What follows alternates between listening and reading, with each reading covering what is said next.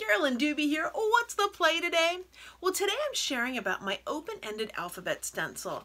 Now this is one that I created because I wanted some letters that were wide open that I could stencil and yet still fill in with other colors, with drawing, pens, doodling, anything that I wanted.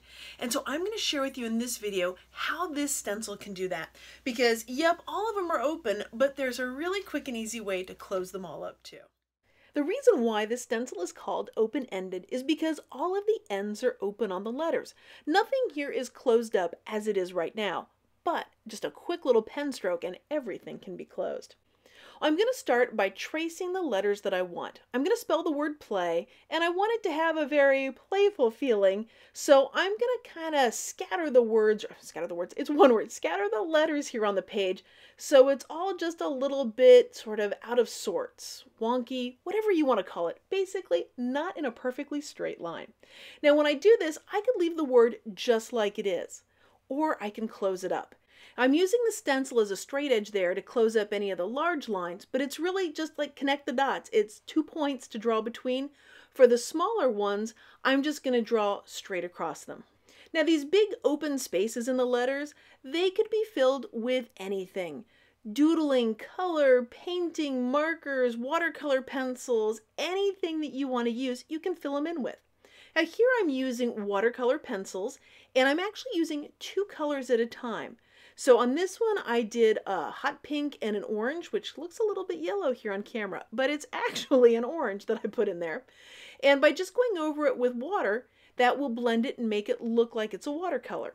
Now, if you color lightly with the watercolor pencil, you'll have less pigment on the paper, which means you'll have a softer, gentler look.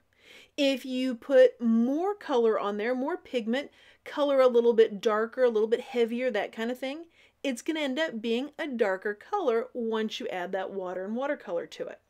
Now, something that you might want to think about doing if you're going to be doing watercolor stuff is to use a sturdy paper. Something, say, like a watercolor paper, which I did not use here. This is my plain old cardstock, nothing fancy or special whatsoever. So you're going to see when I actually hit it with a lot of water and really scrub it with the brush, it's going to start to pill up on me. And I actually kind of like it because it gives it a fun texture to it.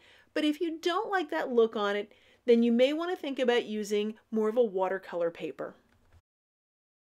Once it's completely dry, then you can bring the pen back in and you can write on top of it. Fill in the inside of the letters with whatever brings you joy. For me, it's scribble journaling and writing my thoughts down. So that's what I'm putting inside each one of the letters. But you do probably want to wait for everything to be completely dry because, well, writing with a pen on something wet, not always the most effective way to do something. Well, thanks so much for joining me for today's play. Quite literally, the word play as I'm playing. If you've been enjoying this video, give it a thumbs up. And of course, if you know of somebody that you think would enjoy some more play in their day, I'd so appreciate if you shared this video with them. You can find more of what I'm up to over on my blog at acolorfuljourney.com, including my free workshop called Permission to Play. Thanks so much for letting me be a part of your colorful journey.